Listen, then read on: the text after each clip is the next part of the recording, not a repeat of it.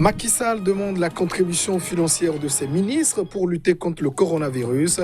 Le président sénégalais veut mettre en place un fonds pour compenser les pertes économiques liées à la propagation du virus. Le Nigeria, de son côté, interdit l'entrée de son territoire aux voyageurs de 13 pays, dont les États-Unis. Le pays entend ainsi se prémunir contre la propagation du Covid-19.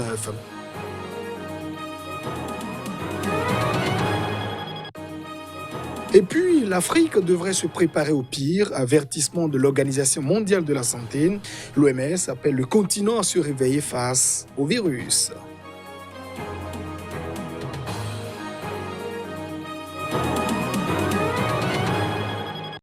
Et voilà pour le sommaire de cette édition. Merci de nous choisir pour vous informer.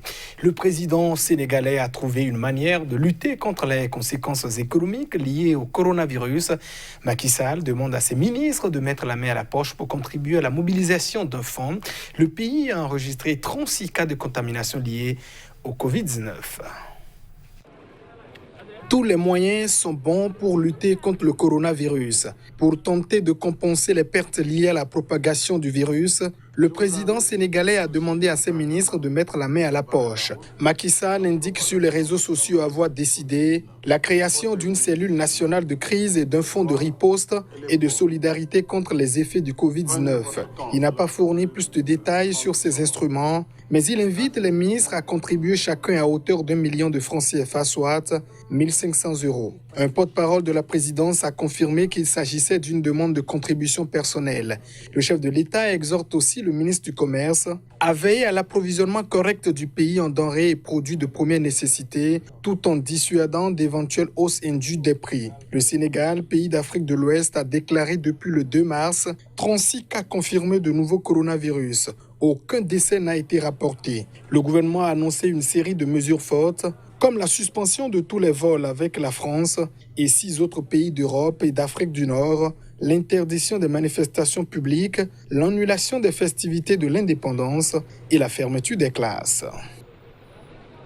Un patient atteint de Covid-19 est décédé au Burkina Faso. C'est le premier cas de décès confirmé lié à cette maladie en Afrique subsaharienne. Les détails. Le Burkina Faso a enregistré ce mercredi un mort du nouveau coronavirus. Il s'agit de la deuxième vice-présidente de l'Assemblée nationale, Rose-Marie Compaoré. Âgée de 62 ans, la députée membre de l'Union pour le progrès et le changement, un parti de l'opposition, était diabétique et était sous réanimation.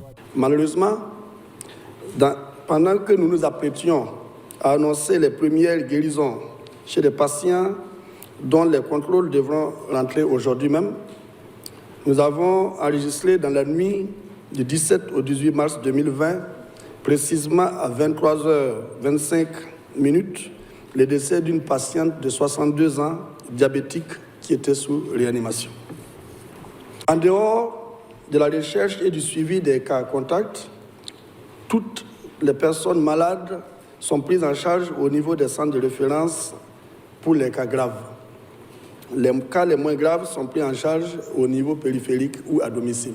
Peuplé de 20 millions d'habitants, le Burkina Faso compte désormais 27 cas de malades du coronavirus. C'est le premier décès enregistré en Afrique subsaharienne, qui reste encore peu touché par la pandémie, même si le nombre de cas augmente rapidement. À l'échelle mondiale, le nouveau coronavirus a fait plus de 8 000 morts et près de 200 000 cas d'infection ont été enregistrés depuis son apparition en décembre, selon un bilan établi par l'AFP à partir de sources officielles ce mercredi. Et la République démocratique du Congo, qui compte 7 cas confirmés de coronavirus, se prépare face à cette menace. C'est ce qu'a expliqué le responsable de la riposte, le docteur Jean-Jacques Mouniembe, que je vous invite à suivre. Les premiers cas sont déjà là. Bon, ce sont des voyageurs, des cas donc importés.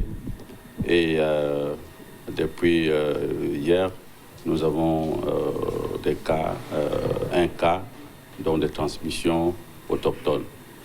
Ce qui veut dire donc que le virus est entré dans nos milieux. Il y a des anticorps contre ce virus et il n'y a aucun élément génétique qui prédispose ou bien qui qui s'opposent à ce que le noir fasse, n'est-ce pas, une infection.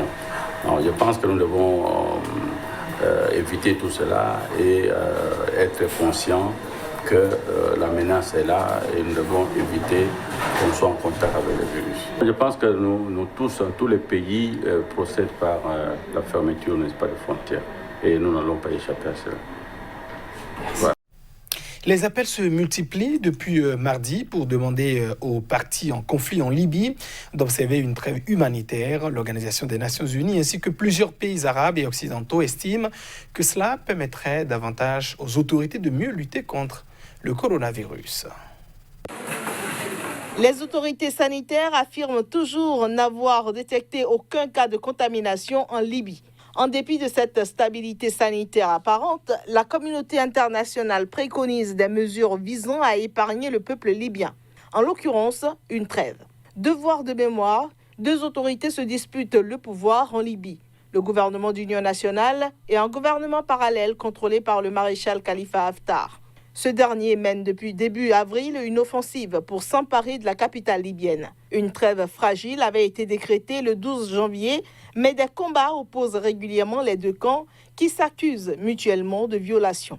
Mais avec le Covid-19 qui fait des ravages dans le monde, les ambassades d'une dizaine de pays ainsi que la délégation de l'Union européenne ont appelé dans un communiqué conjoint à une trêve humanitaire. Ils ont appelé toutes les parties en conflit en Libye à déclarer la cessation immédiate des hostilités afin de permettre aux autorités locales de répondre à un défi de santé publique sans précédent. Après la fermeture des établissements scolaires et des lieux de rassemblement, le gouvernement d'union nationale a annoncé samedi la fermeture des frontières et la suspension des vols dans l'ouest du pays pour faire face à la propagation rapide du coronavirus dans le monde.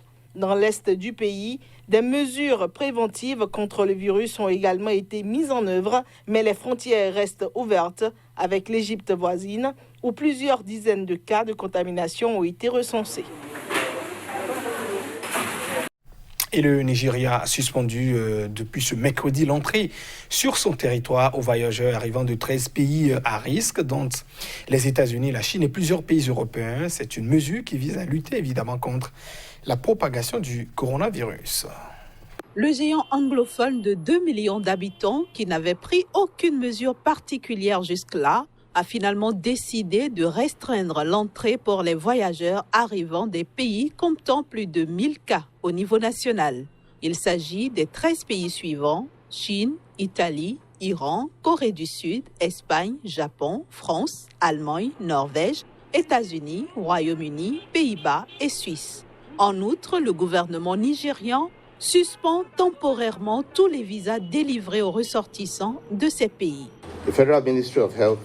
Le ministère fédéral de la Santé confirme avec regret 6 nouveaux cas de coronavirus au Nigeria qui se sont multipliés au cours des 36 dernières heures, ce qui porte à 8 le nombre total de cas confirmés dans notre pays. Le gouvernement fédéral restreindra l'entrée au Nigeria des personnes originaires des pays à haut risque, figurant sur la liste à compter du vendredi 20 mars, pour une période de 4 semaines initialement soumise à examen. Toutes les personnes revenant de l'étranger s'isoleront pour être observées pendant 14 jours, même si elles se sentent très bien. Le Nigeria Center for Disease Control diffusera des informations sur la pratique de l'auto-isolement. La première économie d'Afrique, très dépendante des exportations de pétrole, a par ailleurs annoncé sa décision de procéder à une coupe importante de son budget 2020 pour faire face aux conséquences négatives de la pandémie. Le Conseil exécutif fédéral a approuvé une réduction de 1 500 milliards de naira sur un budget initialement établi à 10 590 milliards, soit environ 33,8 milliards de dollars. Les autorités sanitaires mondiales ont appelé ce mercredi l'Afrique à se réveiller face à la menace du nouveau coronavirus. Elles soulignent surtout que le continent devrait donc se préparer au pire. Le chef de l'Organisation mondiale de la santé a déclaré que si l'Afrique a jusqu'à présent connu peu de cas de Covid-19, le continent devrait se préparer au pire. Tedros Adhanos Ghebreyesus a donné son briefing quotidien lors d'une conférence de presse virtuelle en soulignant qu'ils ont vu comment le virus s'accélère réellement après un certain temps de basculement dans notre pays. Nous savons que de nombreux pays sont aujourd'hui confrontés à des épidémies de plus en plus graves et se sentent dépassés. Nous vous écoutons. Nous connaissons les énormes difficultés auxquelles vous êtes confrontés et le fardeau énorme qui pèse sur vous. Nous comprenons les choix déchirants que vous devez faire.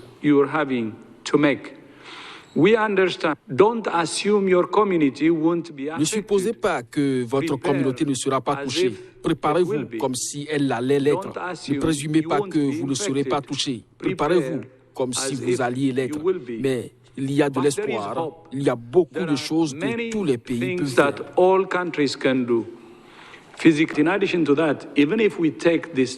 Même si nous considérons que ces 233 cas sont vrais, nous devons nous préparer au pire.